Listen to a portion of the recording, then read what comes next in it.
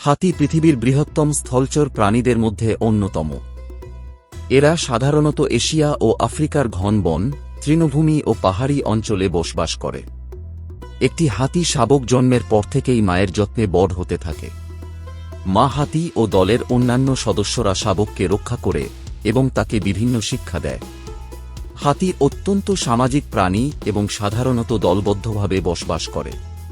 একটি হাতির গড় আয়ু 6-7 বছর হতে পারে। হাতি তৃণভোজী প্রাণী। এরা প্রধানত ঘাস, গাছের পাতা, ফলমূল, শিকড় ইত্যাদি খেয়ে বেঁচে থাকে। হাতিকে পৃথিবীর সবচেয়ে বুদ্ধিমান প্রাণীদের মধ্যে গণ্য করা হয়।